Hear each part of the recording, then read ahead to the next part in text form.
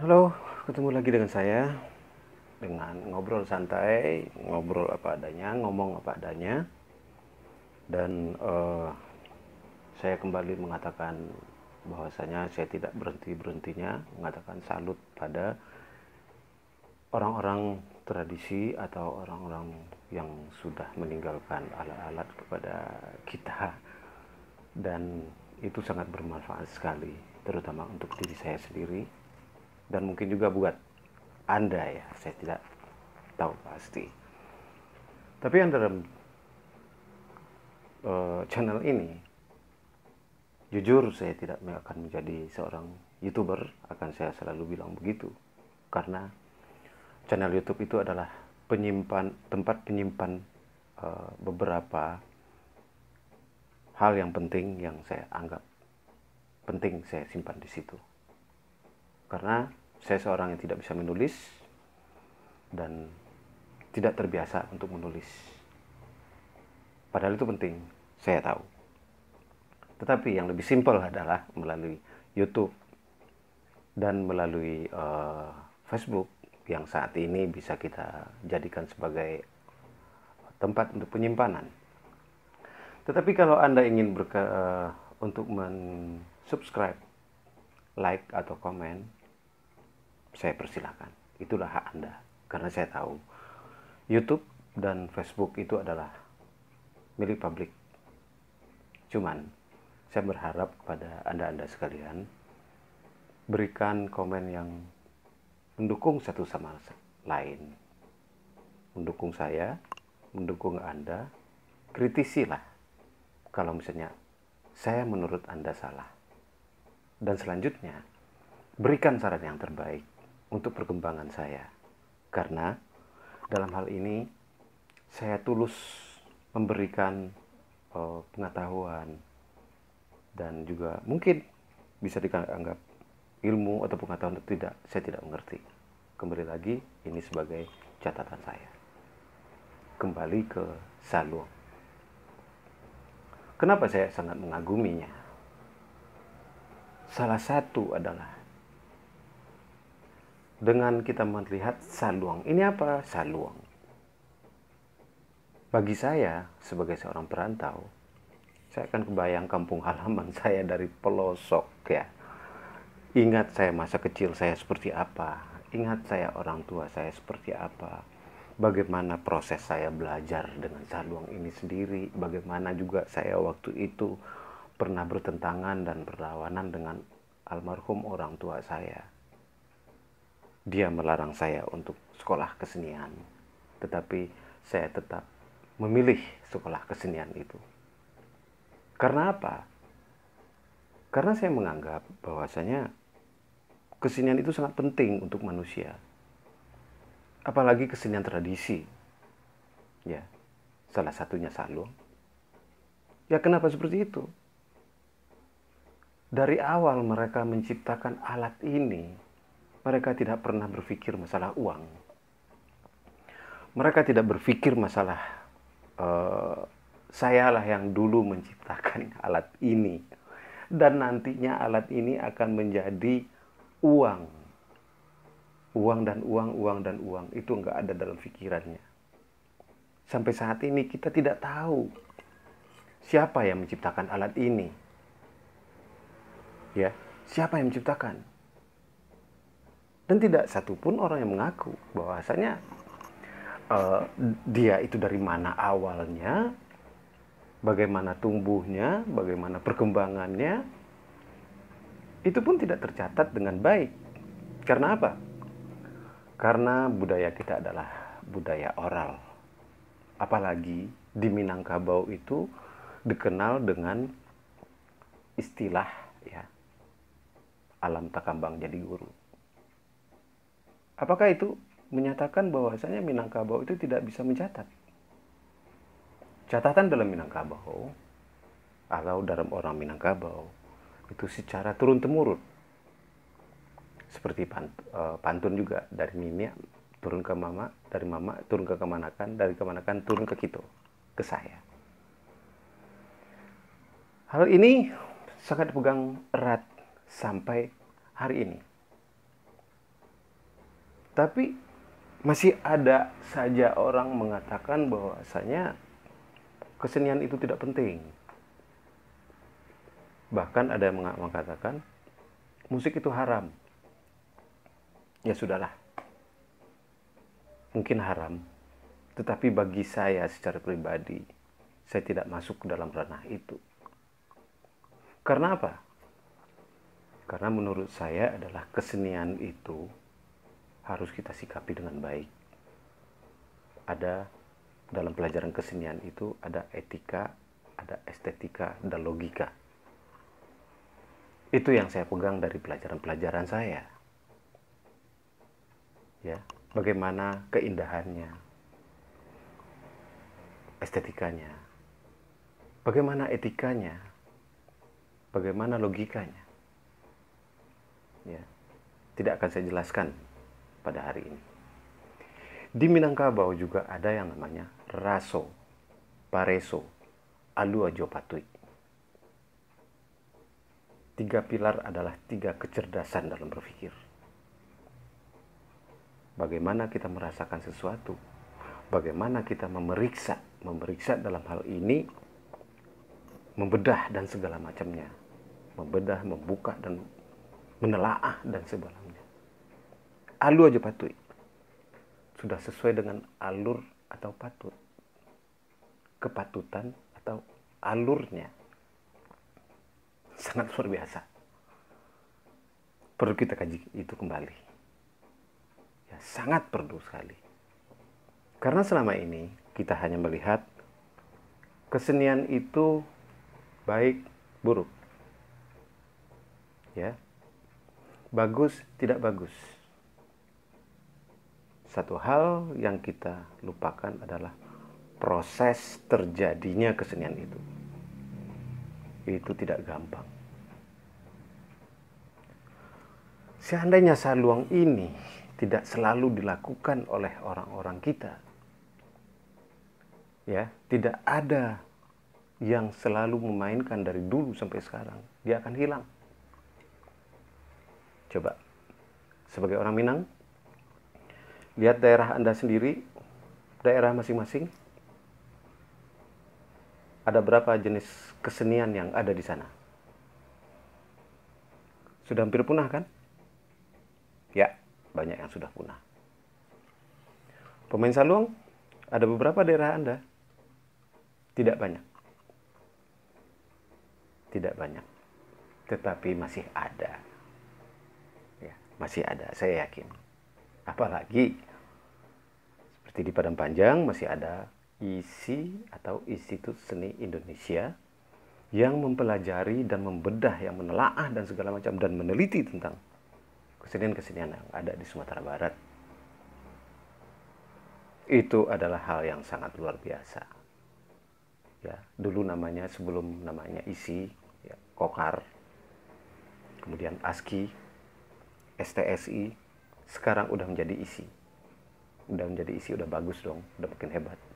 Dan sudah banyak doktor di sana. Nah, untuk Anda ketahui, doktor sama juga dengan perguruan tinggi yang lain juga ada doktor. Artinya kesenian itu tidak ketinggalan dong. Cuman kita yang meninggalkannya. Karena apa? Karena keterbatasan pengetahuan kita. Atau apresiasi kita tidak terlalu baik untuk ke arah situ. Karena apa? Mungkin hal ini kita anggap biasa. Dan kita hanya melihat satu sosok saja. Tidak melihat sosok lain di dalam saluang jodendang itu, atau saluang dan dendang. Nah, ada istilah-istilah yang perlu kita ketahui. Sekarang orang sibuk dengan istilah artis. Ya, artis, pelaku seni, ya, seniman dan sebagainya. Oke, bagus. Itu adalah istilah-istilah yang sangat tinggi. Tetapi di dalam bahasa Minang, kalau untuk pemain saluang dan pemain dendang, itu disebut dengan tukang. Tukang dendang tukang saluang. Begitu juga dengan orang membuat rumah, tukang membuat rumah. Kalau kita lihat istilah dari tukang itu sendiri, berarti dia adalah seorang kreator yang sangat luar biasa. Dia yang merancang semuanya.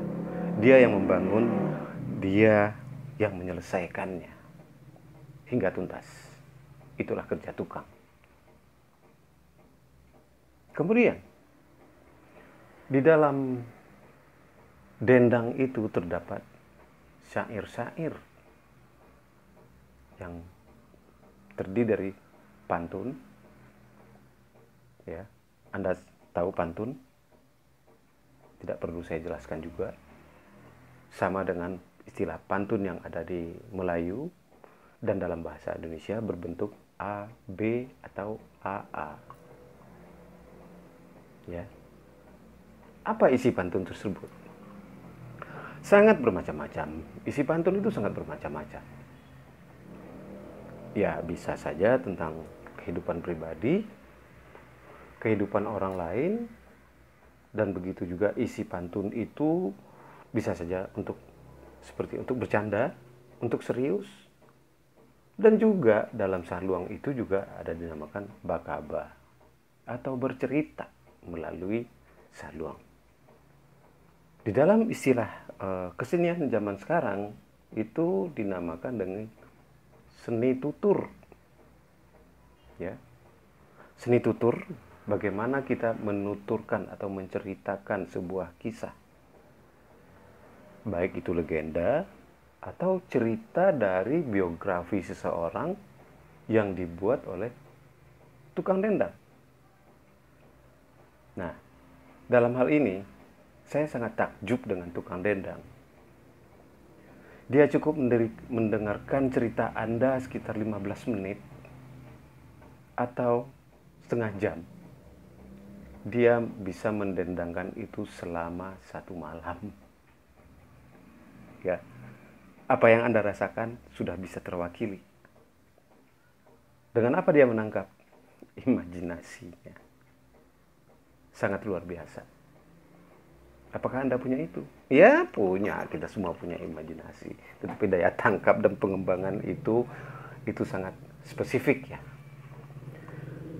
Nah, kemudian dalam kebiasaan masyarakat Minangkabau, alat musik terutama saluang itu tidak berlaku khusus untuk ritual. Ya. Seperti dalam bahasa Minang, ya. Duduk baperintang, tagak bapamenan. Jadi ini hanya untuk kebutuhan kehidupan sehari-hari, untuk perintang hati atau pelipur lara. Ya, untuk pelipur lara. Nah, sebagai mungkin orang seni pertunjukan, untuk apa? Di mana? Di mana ini ditampilkan? Nah, pada zaman dahulunya,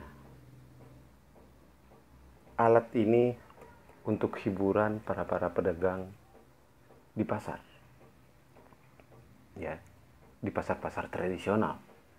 Yang terkenal itu dari dulu adalah Pasar Banto, sebuah terminal di Bukit Tinggi di dekat Janjang Ampe Puluh atau Jenjang 40. Ya, jumlah jenjangnya 40. Jadi di emperan toko mereka berdendang dan bersaluang. Nah, di sanalah mereka melakukan kegiatan-kegiatan itu. Jadi tempat-tempat khusus tidak ada. Tidak membutuhkan tempat. Ya. Tidak harus disediakan tempat. Yang penting mereka bisa duduk dengan rapih atau dengan baik, tidak mengganggu dari kenyamanan mereka untuk duduk. Dan penonton pun boleh di mana saja, dan penonton pun boleh terlibat langsung, menyatu dengan masyarakat, menyatu dengan penontonnya. Inilah sebuah kehebatannya. Anda mau menonton atau tidak, itu tidak peduli bagi mereka. Anda mau mendengarkan atau tidak peduli. Hebat kan? Tidak seperti sekarang. Ada penampilan, siapa yang akan nonton? Aduh. Berapa orang penontonnya? Aduh. Kita masih tergantung pada orang lain. Saluang Dendang tidak tergantung pada siapapun. Murni. Ketulusan mereka di dalam menghibur. Sangat luar biasa. Ya. Di pojok pasar mereka bisa berkesenian. Mereka bisa menghibur orang. Apakah mereka punya manajer? Tidak. Mereka tidak memikirkan manajer. Dan pada waktu itu memang belum ada manajer. Belum ada sama sekali. Bagaimana cara mereka membagi-baginya? Ya, itu adalah kesepakatan antara mereka. Antara tukang saluang dan tukang dendang. Tanpa diatur, mereka punya aturan sendiri. Dan punya aturan masing-masing. Apakah mereka akan mengharapkan uang? Tidak sama sekali 100%. Kembali pada ketulusan. Nah, Bagurau itu merupakan penampilan saluang jodendang saat ini yang menjadi sebuah ciri khas. Apa yang disebut dengan Bagurau? Kalau dalam istilah Minangkabau atau bahasa Minangkabau, Bagurau itu adalah bercanda. Ya. Jadi dalam hal ini, dalam penampilan saluang dendang ini, tidak perlu Anda serius-serius banget deh. Ya, nggak perlu Anda itu menyediakan tempat yang bagus. Tidak perlu Anda mencari penonton. Tidak perlu Anda itu menyediakan lighting dan sebagainya. Hebat. Kembali lagi ketulusan dan kemurnian daripada senimannya. Dan sekarang perkembangannya, apakah berkembang? Berkembang. Ya, berkembang, sangat berkembang. Justru saluang jodendang mengikuti zaman dari waktu ke waktu. Coba Anda lihat di pasar-pasar atau di toko-toko di Sumatera Barat sana, atau mungkin di Glodok di Jakarta, ya, atau di pasar-pasar tradisional yang ada di Indonesia ini. Ada orang yang menjual CD, masih ada mungkin yang menjual CD itu, saya yakin. Ada saluang remix, saluang remix. Kemudian ada saluang dangdut. Nah, dalam hal ini bisa mengikuti pertumbuhan dan perkembangan zaman. Ya. Sangat bisa, sangat bisa. Tetapi masih banyak kita mengatakan saluang ketinggalan zaman. Zaman yang mana, bro? Zaman yang mana? Ya kan? Nah, kemudian saya ingat nih, mungkin lain lagi persoalannya. Ketika saya masih sekolah menengah, pada waktu itu saya masih belum banyak tahu tentang saluang itu sendiri. Tetapi pertumbuhan kebudayaan, pekan budaya di Sumatera Barat itu diadakan setahun sekali. Menampilkan kebolehan-kebolehan, kehebatan-kehebatan budaya Minangkabau itu. Setiap tahun itu ada. Nah, pada waktu itu disebut dengan pekan budaya. Pekan budaya. Ya. Dalam pekan budaya itu sering dilakukan festival-festival atau lomba-lomba, ya, karena festival di dalam bahasa kita itu mengadakan perlombaan, ya, ada juara 1, juara 2, ada 3, ada selanjutnya. Apakah ada hubungan dengan politik? Ya. Pada tahun 80-an, 70-an dan 80-an, bahkan hampir tahun 90-an, saluang sempat menjadi komoditi politik. Kenapa? karena disetting untuk kebutuhan politik. Misalnya apa? Dalam kampanye, pemain saluang dan dendang diundang. Isinya apa? Isinya adalah kebutuhan politik-politik tertentu. Dan begitu juga dengan adanya pada waktu itu 80-an itu adalah Departemen Penerangan, dan untuk kebutuhan menjelaskan program-program pemerintah. Ya. Adakah pergeseran? Ada tentunya. Pergeseran nilai adakah? Ada tentunya. Karena sudah tidak murni lagi. Ya, tidak murni lagi. Tapi apa begitu buruk dan baik? Tidak. Nggak ada yang mengatakan baik dan buruk. Itu wajar. Esensinya masih tetap saluang dan dendang. Apakah itu dipaksa? Antara iya dan tidak. Bagi yang merasa dipaksa, dia tidak mau melakukannya. Nah, ini kembali lagi antara kebutuhan. Ya. Kebutuhan. Tanda petik, kebutuhan. Nah, begitu baiknya saluang itu sendiri. Ya, mungkin Anda bertanya, buat Anda apanya? Ya, buat saya, pencinta kesenian tradisi, salah satunya adalah sebuah kebanggaan. Saya sekarang berbicara mengenai saluang karena saya mencoba belajar. Bukan hanya mempelajari bermain saluang, tidak.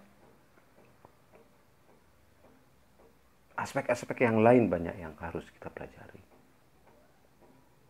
Pertumbuhan dan perkembangan kesenian itu sejalan dengan pertumbuhan, dengan perkembangan masyarakatnya dan zamannya. Ya, kalau tidak mengikuti perkembangan zaman, gak akan ada saluang dangdut, tidak akan salah ada saluang remix, dan bahkan ada saluang disco. Lucu kan? Ya, begitulah. Nah, selanjutnya, apa keuntungan buat Anda? Ya, kembali lagi. Dengan mempelajari saluang, dengan bermain saluang, coba dengan alat yang cuma segini,